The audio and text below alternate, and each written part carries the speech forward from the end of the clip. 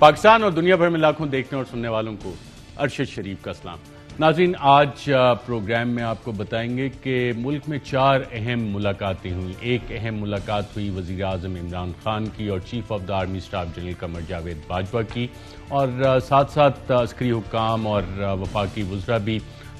جو law and order کے حوالے سے ملاقات تھی، نیشنل ایکشن پلان کے حوالے سے ملاقات تھی، اس ملاقات میں شریک تھے، اور دہشت گردی سے کس طرح سے نمٹنا ہے، نیشنل ایکشن پلان پہ امپلیمنٹیشن کیسے کرنی ہے،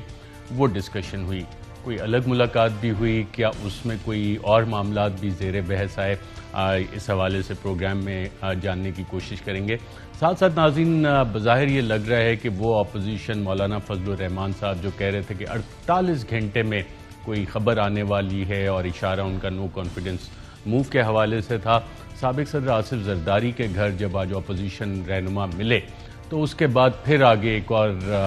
ٹرک کی بتی دکھا دی گئی لوگوں کو کہ جناب اگلے 48 گھنٹے میں کوئی خبر آئے گی، کوئی اور اس طرح کی موو ہوگی، لیکن کوئی حتمی تاریخ کے vote of no confidence prime minister Imran Khan کے خلاف جو اپوزیشن کہی تھی کب موو ہوگا، بظاہر اس حوالے سے کوئی خبر سامنے نہیں آئی۔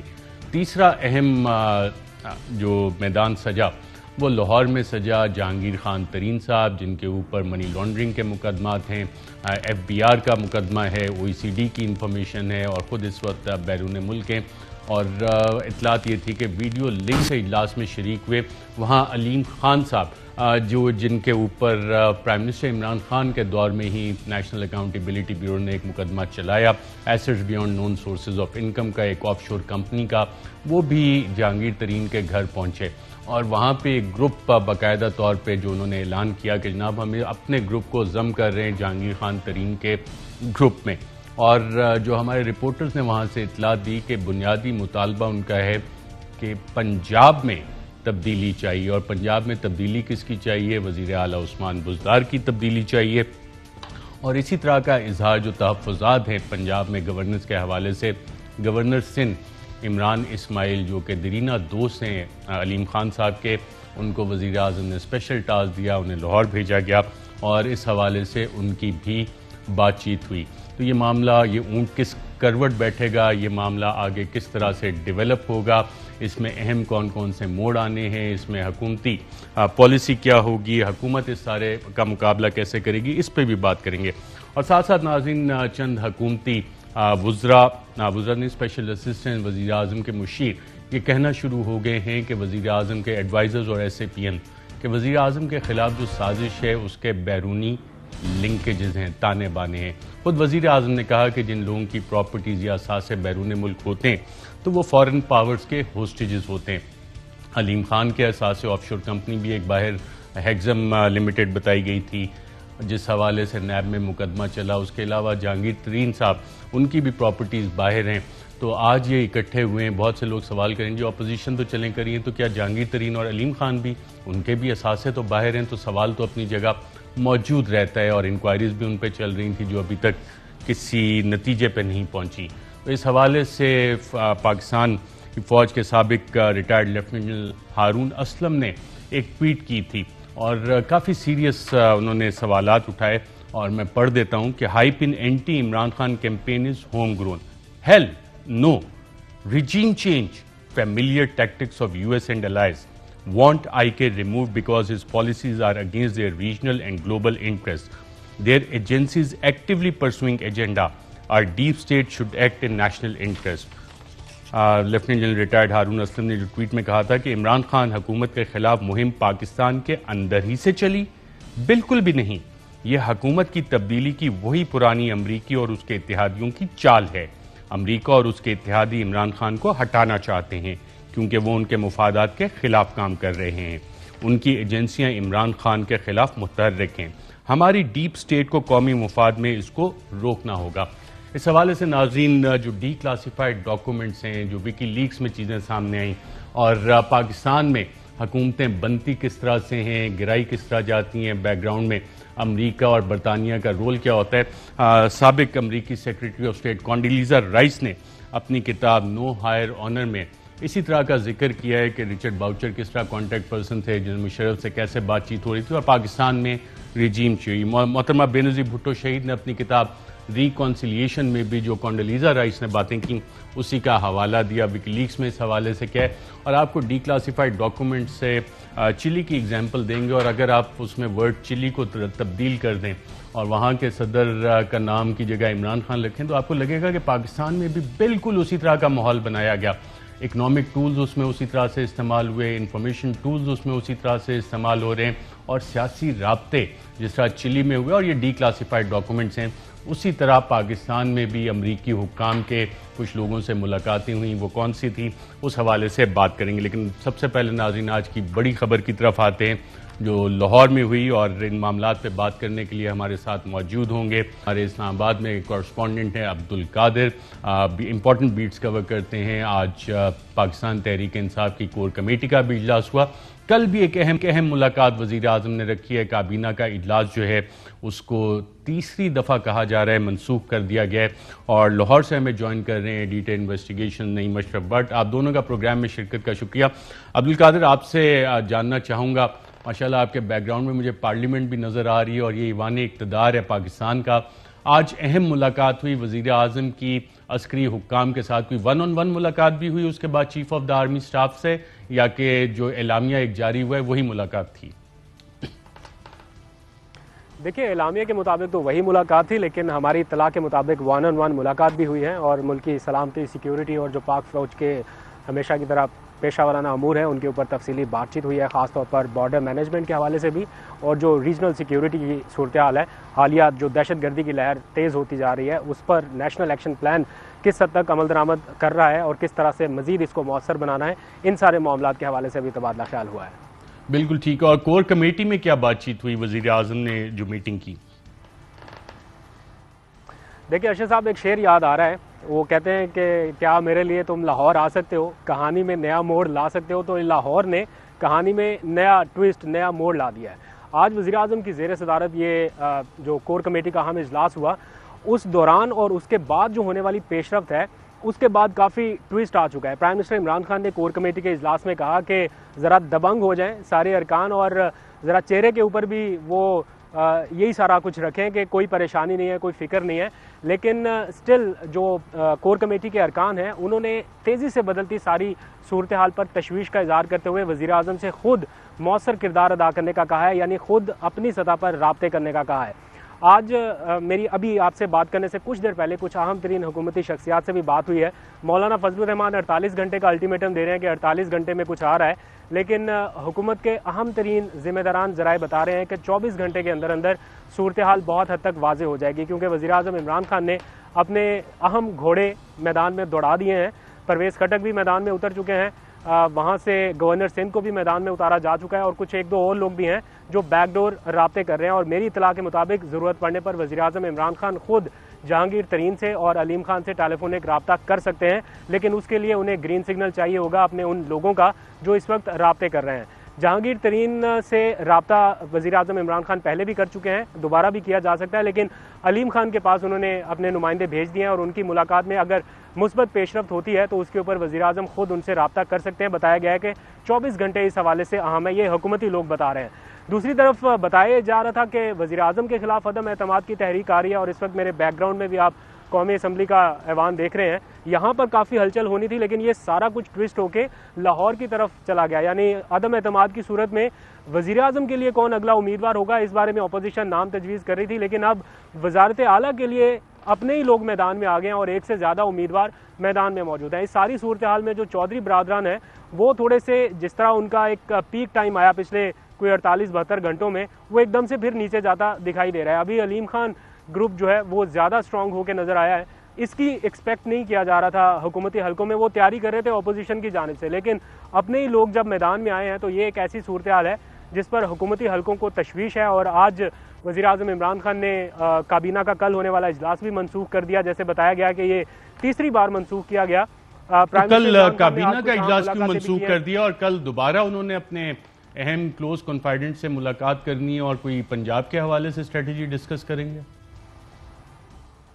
بالکل یہی بات ہے، عدم اعتماد جو پرائم منسٹر کے خلاف آ رہا تھا وہاں سے اب چونکہ سارا ٹویسٹ ہو کے چلا گیا ہے، شفٹ ہو گیا ہے سارا لاہور کی طرف، تو پرائم منسٹر نے کل کیبنٹ کا اجلاس بھی منسوخ کر دیا۔ یہ تیسری بار ہوا ہے، اور جو ان کے اہم پارٹی کے رہنما یا ذمہ داران ہیں ان کو ایک بار پھر اسلام آباد میں طلب کیا گیا ہے۔ زیادہ تر لوگوں کو کہا گیا ہے کہ وہ اسلام آباد میں ہی رہیں، اسلام آباد سے نہ جائیں، اور کچھ ایسے لوگ ہیں جن کا لاہور میں ہونا اور موجود رہنا ضروری ہے، ان کو لاہور میں بھیجا گیا ہے۔ کچھ لوگوں کو آج سندھ سے بھی بلایا گیا، سندھ کے ارکان اسمبلی سے بھی ملاقات ہوئی، پھر کاف لیگ کے طارق بشیر چیمہ کو بھی وزیر اعظم ہاؤس بلایا گیا، ان سے بھی 1-on-1 ملاقات ہوئی، پرویز خٹک بھی اس ملاقات میں موجود تھے۔ تو یہ ہیٹ جو ہے اس وقت فیل ہونا شروع ہو گئی ہے پنجاب کے حوالے سے۔ وزیر اعظم عمران خان کی مکمل سپورٹ اور تعاون کے باوجود بزدار کا اقتدار جو ہے وہ اس وقت خطرے میں دکھائی دے رہا ہے۔ بہت انٹرسٹنگ، عبدالقادر ہمارے ساتھ ہی رہیے گا۔ نعیم اشرف بٹ صاحب، ناظرین انہوں نے کل ہی اطلاع دے دی تھی، خبر دے دی تھی کہ علیم خان صاحب آج اپنا شو آف سٹرینتھ کریں گے، پاور شو کریں گے،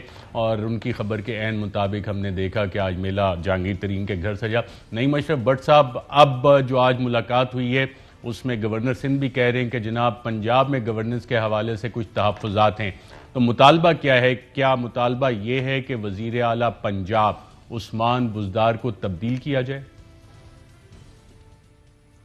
ارشد صاحب، مطالبہ بالکل کلیئر اور یہی ہے، اور اس کے اوپر کوئی لگتا نہیں ہے کہ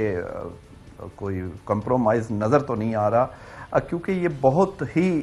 تیاری کے ساتھ یہ سامنے آئے ہیں۔ اور علیم خان آپ کو پتہ ہے کہ وہ تو بالکل تھوڑا پیچھے ہٹ چکے تھے، سیاست سے ہی وزارت بھی چھوڑ دی تھی، اور خان صاحب کی تعریفی جو ہیں ٹویٹس بھی کافی کر رہے تھے، تو وہ ایک دم اور یہ گروپ کا آنا اس کا مطلب ہے کہ یہ بالکل سیریس موو ہے اور سوچ سمجھ کر کی گئی ہے، اور یہ پی ٹی آئی کے خلاف ہے، یہ کلیئر ہو چکا ہے۔ اور دوبارہ ابھی میں نے کچھ ہی دیر پہلے چیک کیا اور دوبارہ یہی پتہ چلا ہے کہ کوئی فی الحال امید حکومت ان سے نہ رکھے، وہ سوچ سمجھ کر آئے ہیں اور کافی تپے ہوئے ہیں، غصے میں ہیں، اور اس کی وجہ آپ کو پتہ ہے کہ اور بلکہ ارشد صاحب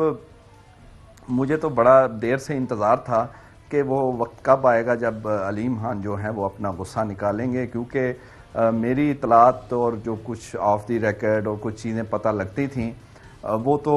ان کا غصہ تھوڑا سا نظر آتا تھا۔ مثال کے طور پہ جب وہ جیل میں تھے تو پروڈکشن آرڈر پر آتے تھے اسمبلی میں، تو اکثر ان سے گفتگو ہوتی تھی، اور ایک دفعہ تو آن ریکارڈ ہی انہوں نے کہہ دیا، تھوڑی سی ان کی بات میں یعنی کہہ لیں کہ احتجاج تھا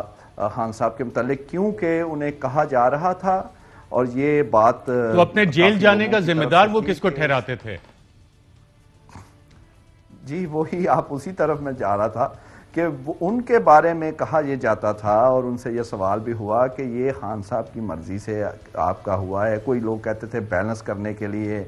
کچھ کہتے تھے کہ آپ کیونکہ وزارت اعلیٰ کے دوبارہ امیدوار بن گئے تھے، اور انہوں نے خود بھی کہا کہ جب ایم پی اے شپ ہوئی تو وزارت اعلیٰ کا چناؤ ہونا تھا، تو ایک پرانے کیس میں 15 روز میں 5 پیشیاں ان کی ہوئیں، جو 3 سال پرانا تھا انہیں بلا ہی نہیں رہے تھے، 3 سال بعد 15 روز میں 5 دفعہ بلا لیا نیب نے، اور جب وزیر اعلیٰ عثمان بزدار بن گئے اور پھر 6 مہینے ہو گئے، انہوں نے خود بتایا انٹرویو میں، ہمیں بتایا کہ وہ 6 مہینے ہو گئے آپ مجھے نہیں بلا رہے۔ پھر جب یہ بات انہوں نے کی اور دوبارہ ایک خواہش کا اظہار کیا کہ وزارت اعلیٰ ابھی بھی خان صاحب چاہیں تو وہ ہو سکتا ہے، تو پھر وہ 2 دن بعد انہیں نیب نے پکڑ لیا، جو کہ وہ کہہ رہے تھے کہ اب مجھے نیب پوچھ نہیں رہا۔ یعنی آپ جو کہہ رہے ہیں کہ وہ عمران خان صاحب کو مورد الزام ٹھہراتے ہیں کہ انہوں نے انہیں جیل میں ڈلوایا؟ یہ ان کو کہا جاتا تھا، اس وقت وہ خاموش تھے۔ میں یہ کہہ رہا ہوں کہ انتظار ہم کر رہے تھے کہ کب وہ غصہ نکلے گا۔ بالکل، گاڈ فادر میں ایک لائن بھی ہے نا کہ revenge is a dish best serve cold, کہ گاڈ فادر جن لوگوں نے پڑھا ہوا ہے انہیں یہ اندازہ ہوتا ہے۔ اگر مطالبہ یہ ہے، گورنر سندھ عمران اسماعیل سے ابھی ملاقات جو ہوئی اور انہوں نے کہا مطالبات وہ عمران خان صاحب کو وزیر اعظم کو پیش کریں گے گورنر سندھ عمران اسماعیل، تو کوئی آلٹرنیٹ نام بھی ڈیسائیڈ کیے ہوئے ہیں علیم خان، جہانگیر خان ترین نے، چودھری پرویز الہی نے، کہ جناب ان کیس اگر وزیر اعظم مان جاتے ہیں، جو آخری اطلاعات میں قادر سے پوچھوں گا کہ کیا اس حوالے سے، کیونکہ وزیر اعظم سے کافی لوگوں نے اس حوالے سے بات بھی کی ہے، تو آلٹرنیٹ نام کوئی آلریڈی چل رہے ہیں کہ جی اگر عثمان بزدار صاحب کو ہٹایا جائے گا تو کس کو لایا جائے گا؟ پرویز الہی اگر آ جائیں تو لوکل باڈیز پہ کیا فائدہ ہوگا؟ 2023 کے الیکشن میں کیا فائدہ ہوگا؟ یا پی ٹی آئی کے اندر سے کوئی آلٹرنیٹ نام ہے؟ علیم خان خود بھی کچھ ایسا ارادہ رکھتے ہیں یا کہ اب ان کا کیس آؤٹ ہو چکا ہے؟ अरशद साहब, बड़ी दिलचस्प आपने सवाल किया। दो सूरतें हैं इसमें बड़ी क्लियर जो नज़र आ रही हैं, इतलात भी हैं। एक तो ये ग्रुप लग ये रहा है कि ये चौधरी परवेज़ इलाही के शायद अगेंस्ट बना है। इस तरह के मुस्लिम लीग नून ने ये इनसे सारा कुछ पहले भी था, लेकिन ये सामने नहीं ला रहे थे। उनका ख्याल था कि चौधरी इसको जो ऑफर्स करवाई जा रही थी और वही आ जाएं और 2-3 महीने के लिए वज़ीर आला भी बन जाएं, चलो 4 महीने कर लें, लेकिन 1.5 साल नहीं, वो कह रहे थे 1.5 साल बनाएं। तो जब अब ये सामने आए हैं तो एक तो सूरत ये है कि मुस्लिम लीग नून ज़ाहिर है वो स्पॉन्सर्ड है, ये इसमें तो कोई शक ही नहीं है कि ये उनके वो आए हैं ज़रिए। तो वो जब सामने अब ये आए हैं तो वो एक तो ये है कि चौधरियों के वो हो सकता है उनके सामने लाने के लिए, या उनको मना लिया जाए, चौधरी भी थोड़ा सा पीछे हट जाएं, क्योंकि बहरहाल वफाक में उन्हें ज़रूरत मुस्लिम लीग काफ की है। अगर पंजाब में नहीं है तो वफाक में ज़रूर है, इसलिए वो उनको भी हो सकता है। दूसरी सूरत ये है कि हो सकता है कि अंदर खाते कोई ये मिलकर ही हो रहा हो सकता है परवेज़ इलाही के लिए, उन्हीं के लिए हो रहा हो, लेकिन इसके इम्कान कम हैं। असल बात यह है कि ये सारा कुछ है खान साहब को बताने के लिए कि आप खुद ही बुज़दार साहब को बदल लें, अदरवाइज़ हमारी तरफ से ये तैयारी मुकम्मल है। और ये नोट कर लें अरशद साहब कि अलीम खान जो उनको अभी तक समझ आई है मुझे उनकी, वो मेरा नहीं ख्याल कि ये इतनी जल्दी वो मानने वाले हैं। ये बड़ी सोच समझ के उन्होंने ये बड़ी मूव की है, और जो बातें वो कर रहे हैं वो साफ उनका गुस्सा है, वो उन्होंने बिल्कुल ठीक है। मैं जरा अब्दुल कादिर वज़ीर आला उस्मान बुज़दार, क्या आपके इल्म है कि इससे पहले भी प्राइम मिनिस्टर के ये गुज़ार किया गया कि जनाब उस पंजाब में गवर्नेंस जो है उस पर कंसर्न्स हैं, वज़ीर आज़म क्या मान जाएंगे जब गवर्नर सिंध इमरान इस्माइल ये मुतालबा सामने रखेंगे कि जी उस्मान बुज़दार साहब को तब्दील कर दिया जाए?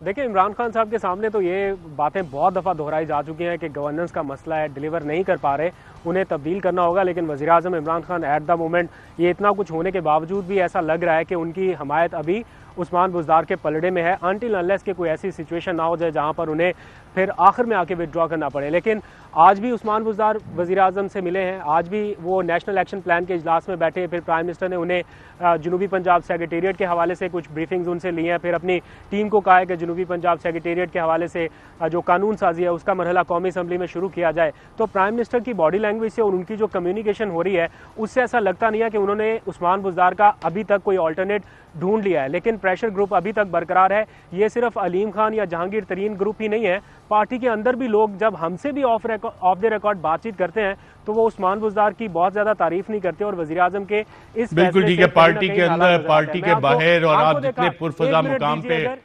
रेड जोन में पावर कॉरिडोर में खड़े हैं वहाँ पे मुख्तलिफ किस्म के प्रेशर्स इस हवाले से आते रहे जिसको वज़ीर आज़म रेजिस्ट करते रहे। मैं नईम अशरफ भट्ट साहब आपसे जानना चाहूँगा, अपोजिशन डेट दे रही थी vote of no confidence against the prime minister, आपको लग रहा है कि ये अनकरीब आ रहा है? आज भी अकरम दुरानी साहब ने कहा कि जी जल्द आ जाएगा। इससे पहले मौलाना फजलुर रहमान की 48 घंटे की डेडलाइन, वो भी कुछ पता नहीं लगा क्या हुआ। नो कॉन्फिडेंस अपोजिशन का कहाँ फंस गया है? अरशद साहब, ये 48 घंटे तो इतने बदनाम। आपको एक मज़ेदार बात कल की बताता हूँ कि कल जब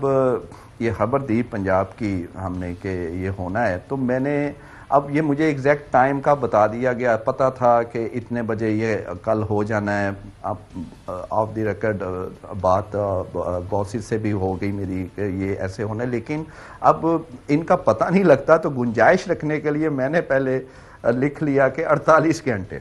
तो फिर मैंने सोचा 48 घंटे बड़े बदनाम हो चुके हैं मौलाना के, तो हमारे भी कहीं 48 घंटे आगे ही ना चले जाए। तो फिर मैंने उसमें ये किया कि जल्द कर लिया और कहा 1-2 रोज़ में, 2-3 रोज़ में ये कर लिया। तो 48 घंटे तो बहुत बदनाम हो चुके हैं। मसला इनमें ये है कि उधर प्रॉब्लम बड़ी ज़्यादा है कि वो एक जमात उसमें उसकी कोई 70-80% हो तो ये इश्यूज़ ना हो। उधर मिल के सारा कुछ होना है और हर जमात की अपनी اپنے ان کے موٹیوز ہیں، اپنے منشور ہیں، اپنے فائدے نقصان ہیں، اور ٹائمنگ ایسی ہے، کسی کو کوئی سوٹ کرتی ہے، کسی کو جلدی الیکشن کی ہے، کسی کو یہ 6 مہینے بعد ہوں. تو اس لیے ادھر پرابلم وفاق میں بہت زیادہ ہے، جس کا خان صاحب کو فائدہ ہو رہا ہے اور شاید آگے بھی ہو. اسی لیے ہی یہ آپ دیکھیں کہ ریکوزیشن پہ یہ جو جا رہے ہیں، ابھی تو ہے ریکوزیشن بھی نہیں ہوئی،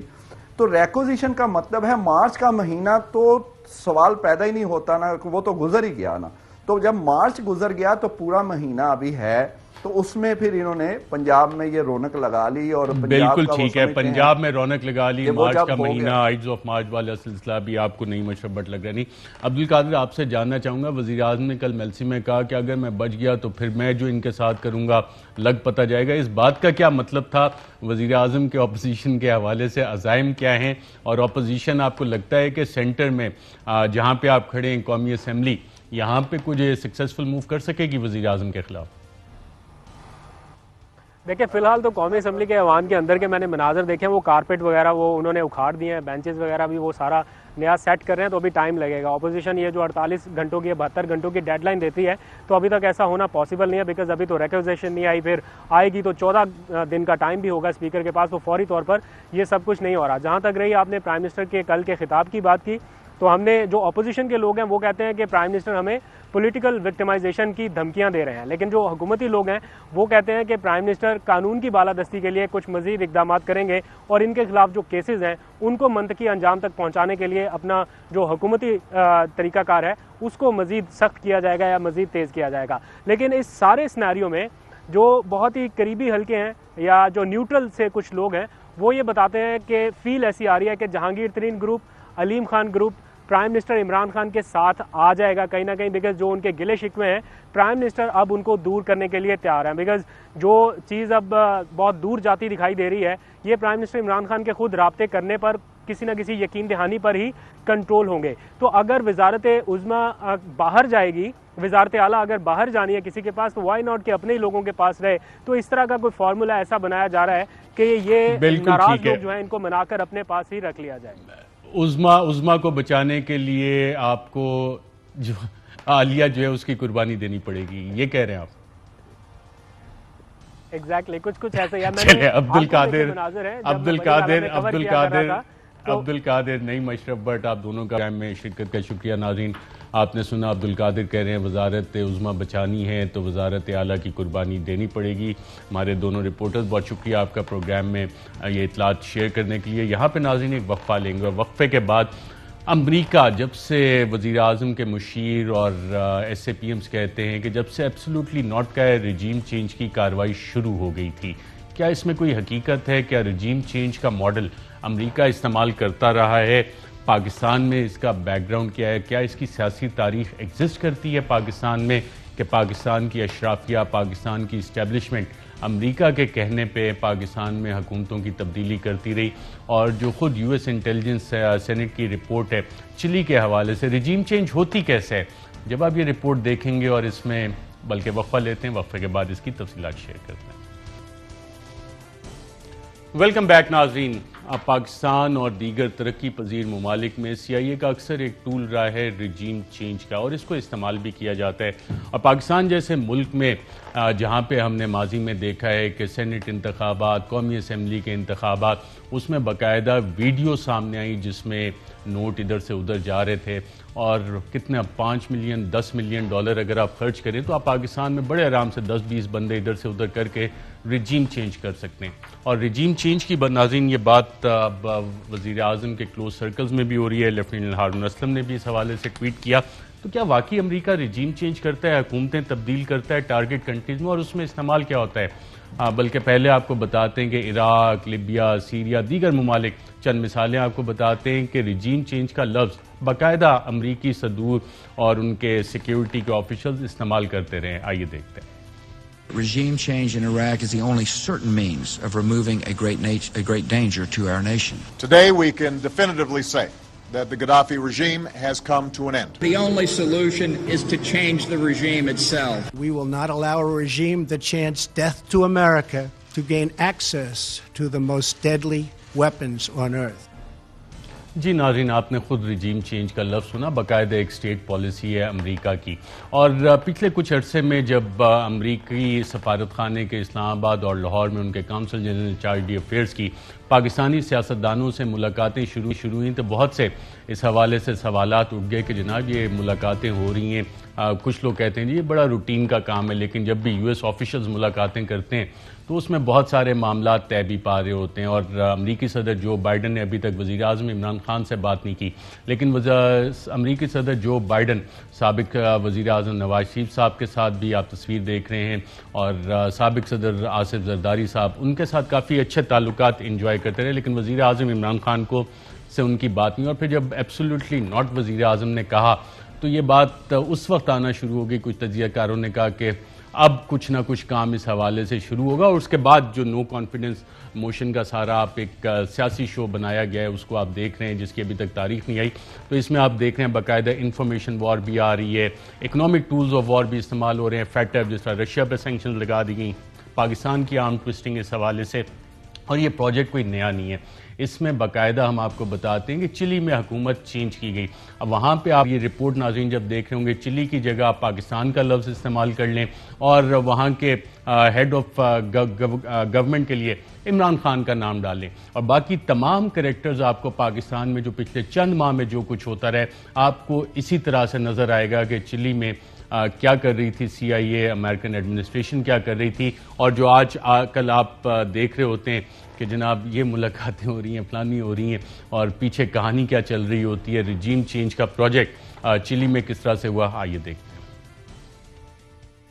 بڑے پیمانے پر عوام پر اثر انداز ہونے کے لیے سی آئی اے نے سیاسی جماعتوں، تنظیموں اور پروپیگنڈا پھیلانے والوں کے ساتھ رابطے قائم کیے۔ اس مہم کے پہلے ہفتے میں سی آئی اے نے ایک پروپیگنڈا گروپ کو چلی کے علاقے سینٹیاگو میں یومیہ 20 ریڈیو سپاٹس بنانے کے ساتھ ساتھ صوبائی اسٹیشنز بنانے کے لیے فنڈ کیا۔ سینٹیاگو کے 3 اسٹیشن کے ساتھ ساتھ 24 صوبائی اسٹیشنز پر ہر روز 5 بار 12 منٹ کی نیوز براڈ کاسٹ چلائی گئی۔ جون کے آخر تک یہ پروپیگنڈا گروپ قومی سطح پر 24 ڈیلی نیوز کاسٹ شروع کر چکا تھا، جبکہ 26 ہفتہ وار کمنٹری پروگرام شروع ہو چکے تھے۔ اس کے ساتھ ساتھ 3000 پوسٹرز یومیہ تقسیم کیے گئے۔ یہ پروپیگنڈا مہم ایک چونکا دینے والی مہم تھی۔ اس سارے دورانیے میں میڈیا نے خاص توجہ حاصل کی۔ سی آئی اے نے چلین پریس میں اپنے ہم خیال لوگ تیار کیے اور ان کو سپورٹ فراہم کی۔ سی آئی اے کا یہ مشن 2 حصوں پر مشتمل تھا۔ ایک مشن یہ تھا کہ بائیں بازو کی جماعتوں کے اتحاد کی کوششوں کو ناکام بنایا جائے۔ دوسرا مشن یہ تھا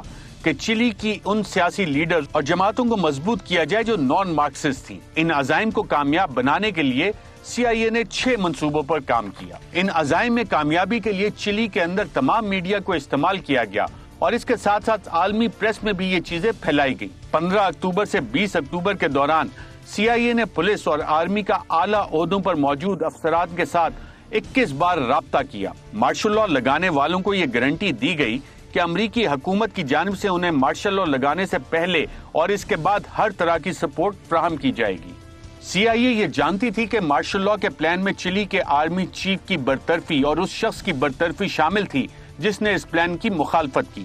سی آئی اے نے 22 اکتوبر کو چلین آفیسرز کو 2 مشین گن بھی فراہم کی۔ معیشت سے متعلق پروپیگنڈا منصوبے کا مقصد معیشت کو کمزور دکھانا اور عالمی سطح پر ایلینڈے مخالف معاشی بیانیہ قائم کرنا اور پھیلانا تھا۔ مثال کے طور پر صحافت کے لبادے میں چھپے ایجنٹس کو چلی بھیجا گیا اور یہ ظاہر کیا گیا کہ ان کے وہاں جانے کا مقصد صرف رپورٹنگ کرنا ہے۔ 28 ستمبر تک سی آئی اے نے 10 مختلف ممالک کے صحافیوں کو چلی میں داخل کروایا۔ سی آئی اے نے پروپیگنڈا نیوز آئٹم، چھوٹے اخبارات اور دیگر پروپیگنڈا سے متعلق سرگرمیوں کو بھی فنڈ کیا۔ آخر میں سی آئی اے نے امریکی صحافیوں کو انٹیلیجنس بریفنگ دی۔ سی آئی اے کی بریفنگ کے بعد ٹائم میگزین نے امیدوار ایلینڈے کی جیت سے متعلق اپنی سٹوری کا وقت اور تھرسٹ ہی بدل دیا۔ امریکہ کا اصل مقصد یہ تھا کہ ایلینڈے حکومت پر اتنا دباؤ ڈالا جائے کہ وہ اندرونی طور پر مضبوط ہو ہی نہ سکے اور امریکی مفاد کے خلاف کوئی پالیسی نہ بنا سکے۔ اس کے لیے امریکہ نے معاشی امداد بھی روک لی۔ امریکہ نے عالمی اقتصادی اداروں کے ذریعے بھی چلی پر دباؤ ڈلوانا شروع کر دیا تاکہ اس کی معاشی حالت خراب ہو۔ اس کے بعد اپنے اصل خفیہ منصوبے پر کام کرتے ہوئے 40 کمیٹی نے منظور کیے گئے فنڈ میں سے آدھے چلی کی اپوزیشن جماعتوں کو فراہم کیے जिन में Christian democratic party, national party और दीगर ग्रुप शामिल थे। CIA से फंड मिलने के बाद ऑपोजिशन जमातें इस काबिल हो गई कि वो अपना अखबार और रेडियो स्टेशन कायम कर सकें। ऑपोजिशन की तमाम जमातों को अप्रैल 1971 के म्यूनिसिपल इलेक्शन, मार्च 1973 के कांग्रेस इलेक्शन और मरहलावार ज़िमनी इलेक्शन से पहले फंड्स फराहम कर दिए गए। 40 कमेटी ने ऑपोजिशन, मीडिया और प्रोपेगेंडा मुहिम को जारी रखने के लिए बड़ा फंड मंजूर किया। ऑपोजिशन की पब्लिकेशंस के लिए $1.5 बिलियन के फंड जारी किए गए और इस तरह चिली में मीडिया की आजादी बरकरार रही। अक्टूबर 1972 में 40 कमेटी की जानिब से 3 प्राइवेट सेक्टर्स के ग्रुप्स के लिए $1 लाख के फंड जारी किए गए, लेकिन CIA के मुताबिक ये फंड्स 1973 के कांग्रेस इलेक्शन में ऑपोजिशन के उम्मीदवारों को सपोर्ट फराहम करने के लिए दिए गए। CIA ने चिलियन मिलिट्री के अंदर भी अपने एसेट्स पैदा किए, जिनके जरिए अहम मालूमात हासिल की गई। सितंबर 1971 में जब ये सारा सेटअप मुकम्मल कर लिया गया तो CIA के सेंटियागो स्टेशन और हेडक्वार्टर वाशिंगटन में ये तय किया गया कि अब इस नेटवर्क को कैसे इस्तेमाल करना है। जी नाज़रीन, पाकिस्तान में भी अमेरिका का पब्लिक डिप्लोमेसी फंड काफ़ी ज़्यादा है और पाकिस्तान में इस हवाले से आप लोग खुद अब ये आइडेंटिफाई करें कि मुख्तलिफ सोशल मीडिया प्लेटफॉर्म्स बनाए भी गए और उनको बाकायदा फंडिंग भी की गई। इस तरह के सोशल मीडिया प्लेटफॉर्म्स और उनके रवाबित और उनकी फंडिंग, और इस रिपोर्ट को अगर आप में से कोई इस्तेमाल करना चाहे पाकिस्तान के कॉन्टेक्स्ट में तो हमें ये ज़रूर टैग करके बताइएगा ताकि हमारी भी रहनुमाई हो। यहाँ पर एक वफ़ा लेंगे और वफ़े के बाद आपको बताएंगे कि जो रिजीम चेंज का प्रोजेक्ट है और अमेरिकन इन्वॉल्वमेंट पाकिस्तान में कैसे रहती है। 2 किताबों के आपको हवाले दूंगा, एक मोहतरमा बेनज़ीर भुट्टो शहीद की किताब रिकॉन्सिलिएशन और दूसरी कॉन्डोलीज़ा rice US secretary of state की नो हायर ऑनर। इसमें पाकिस्तान में रिजीम चेंज किस तरह से होती है और पावरफुल लोगों के साथ डीलें कैसे, रात को फ़ोन कॉलों पे क्या बातें होती हैं, एक वफ़े के बाद। अहम तरीन खबरें अब एक क्लिक की दूरी पर। आपके पसंदीदा टॉक शोज हों या अहम मुल्की या गैर मुल्की शख्सियात की न्यूज कॉन्फ्रेंसेस, हर लम्हा बाखबर रहने के लिए सब्सक्राइब करें हमारा YouTube चैनल। मौसम की सूरत हाल हो या खेल के मैदान से खबरें, अपने मोबाइल फोन से मुल्की और बैनुल अक़वामी अहम खबरों तक रसाई के लिए डाउनलोड कीजिए मोबाइल ऐप। बावसूख ज़राए से मुसद्दिका खबरों, तज्ज़ियों और तबसरों से मुस्तफीद होने के लिए विजिट कीजिए पाकिस्तान की सबसे बड़ी न्यूज वेबसाइट www.arYnews.tv। इन सब के अलावा पाकिस्तान का सबसे बड़ा फेसबुक पेज हो, सबसे बड़ा न्यूज इंस्टाग्राम अकाउंट या फिर ट्विटर, ARY न्यूज पहुंचा रहा है खबरें सबसे पहले आप तक ताकि आप रहें हर लम्हा बाखबर।